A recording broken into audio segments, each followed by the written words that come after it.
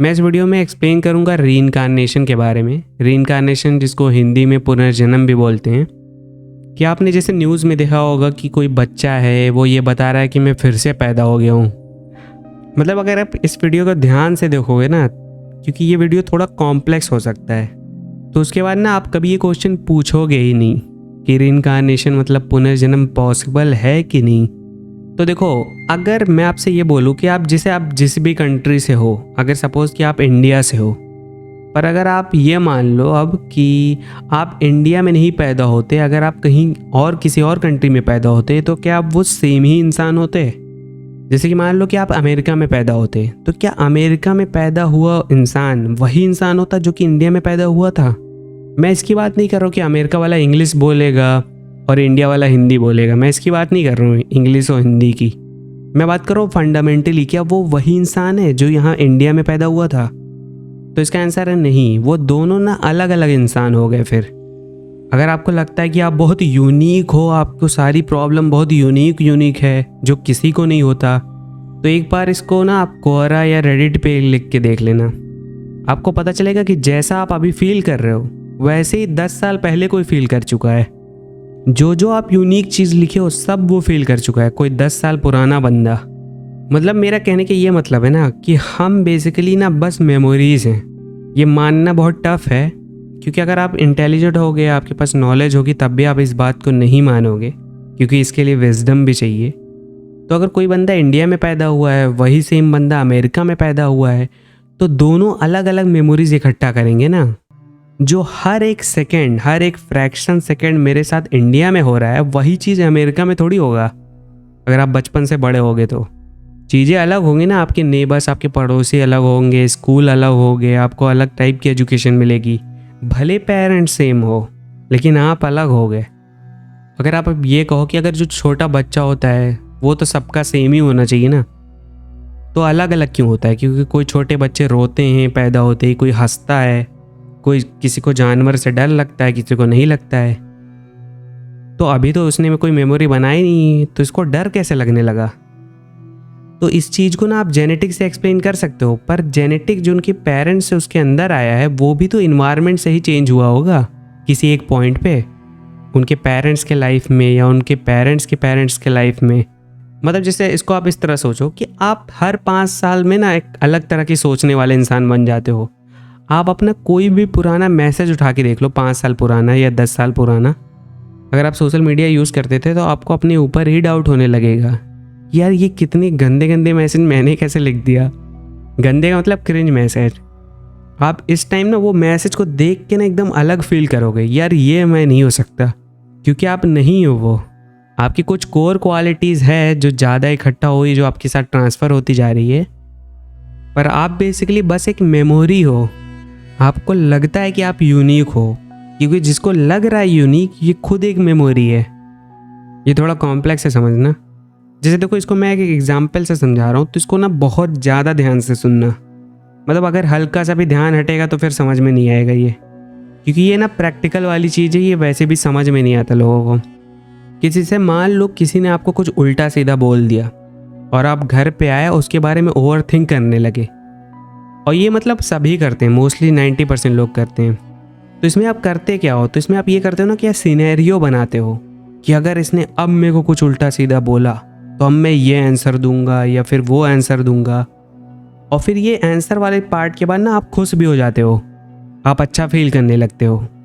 लेकिन अब ना इन तीनों पार्ट को एक साथ देखो कि एक बंदा है जो सिनेरियो बना रहा है, फिर वही बंदा उसके आंसर दे रहा है, फिर वही बंदा खुश हो जा रहा है। ये कितना साइकोटिक नेचर है कि ये एक ही बंदा ये सारे काम कर रहा है, और उस टाइम पे इसको समझ में नहीं आता। मतलब कि वही बंदे ने सिनेरियो बनाया और वही बंदे ने फिर सिनेरियो बनाने के बाद आंसर देना स्टार्ट किया, और फिर वही बंदा उस आंसर देने के बाद खुश हो रहा है। अगर समझ नहीं आ रहा तो थोड़ा पॉज ले लो भाई। अब देखिए, मैंने तुमको ये बता दिया, ठीक है। अब अगर आप नेक्स्ट टाइम ओवर थिंक करोगे और आपको गलती से ये याद आ गया कि यार ये मैं क्या कर रहा हूँ, मैं ही सिनेरियो बना रहा हूँ, मैं ही आंसर दे रहा हूँ, मैं ही खुश हो रहा हूँ, तो अगर आपको सिनेरियो बनाने वाले पार्ट पे ही याद आ गया ना, तो आप वो पूरा प्रोसेस करोगे नहीं।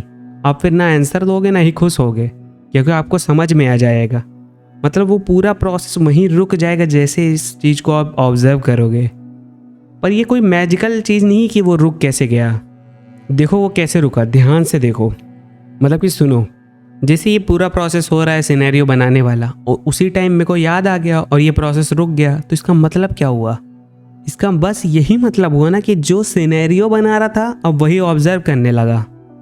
इसमें यहाँ तक में कुछ मिस्टिकल नहीं है, इसको स्पिरिचुअलिटी से मत रिलेट करना। तो अगर आप ध्यान से ना इसी तरह से अपने सारे बिहेवियर को देखने लगे ना, तो आप देखोगे कि वो सारे बिहेवियर, सारा मैं बस मेमोरीज का रिफ्लेक्शन है।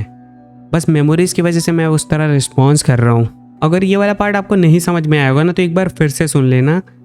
लेकिन देखो, मेरे को लगता नहीं है कि सुन के ये समझ में आएगा, ये जब करोगे तभी ये तुम्हें समझ में आएगा।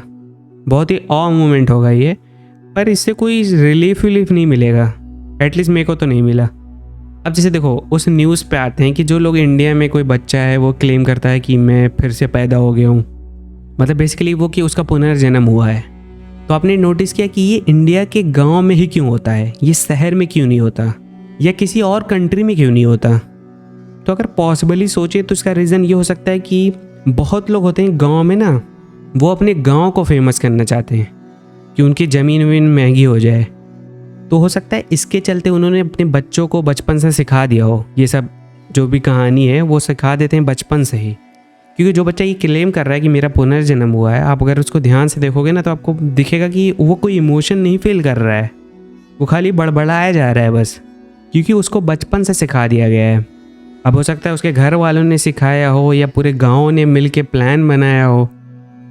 क्योंकि जैसे बहुत ज़्यादातर जो शहर में इंडियंस रहते हैं ना, उनको लगता है कि गांव के लोग बहुत सीधे होते हैं। तो गांव के लोग बस सीधे पहले दिन के लिए होते हैं कि जब आप पहले दिन जाते हो गांव, तब अगर आप वहाँ रहने लग जाओ ना, तो आपको पता चले कि इन लोग का नेचर किस तरह है। कि मतलब आपको ये फील होगा कि इनको एजुकेशन की ज़रूरत है। हालांकि देखो, एजुकेशन से कोई मतलब बहुत ज़्यादा चेंज नहीं आता है ह्यूमन साइकोलॉजी में मेरे अकॉर्डिंग। क्योंकि जैसे इंडिया के गाँव के बच्चे ये क्लेम कर रहे हैं कि मेरा पुनर्जन्म हुआ है, मेरा पिछले लाइफ में मर्डर हो गया था, मैं फिर से पैदा हुआ हूँ। और वही कोई अमेरिका या रशिया का बच्चा ये क्लेम कर रहा है कि मेरा पुनर्जन्म हुआ है मार्स से, मतलब पिछले जन्म में मैं मार्स पे था, अब अर्थ पे आ गया हूँ। तो अब देख रहे हो कि नॉलेज शायद रशिया वाले की थोड़ा ज़्यादा हो इंडिया के गाँव वालों से, पर साइकोलॉजी एकदम सेम ही है। पर एजुकेशन से थोड़ा मोड़ा फ़र्क आ सकता है कि मतलब जैसे लोगों से बात करना या चीज़ों की कॉन्सिक्वेंस समझना एंड और में थोड़ी मोड़ी चीज़ें। तो बेसिकली मतलब यही था इस वीडियो बनाने का पर्पस, कि मैं बस यादों से बना हुआ एक चीज़ हूँ, जो यादें टाइम ने बनाई हुई है। क्योंकि हर इंस्टेंट पे मेरे साथ कुछ ना कुछ हुआ है, और वो मैंने कलेक्ट कर लिया, इकट्ठा कर लिया। इकट्ठा करना ब्रेन का नेचर था, और वही एज ए रिफ्लेक्शन में मैं हूँ। अब देखो, मेरे को ये नहीं पता कि इसके बियॉन्ड कुछ है कि नहीं, पर बिना प्रूफ के बियॉन्ड जाते भी नहीं है, बस यहीं तक इसको समझते हैं कि रीइंकार्नेशन पॉसिबल नहीं है। तो अगर वीडियो पसंद आए तो लाइक कर देना, और अगर तुम्हें बुरा फील हो रहा है कि यार मैं तो बस यादें नहीं हो सकता, तो तुम डिसलाइक कर देना। पर ये याद रखना, जो डिसलाइक करेगा वो भी बस एक यादों का रिफ्लेक्स है, नेचर।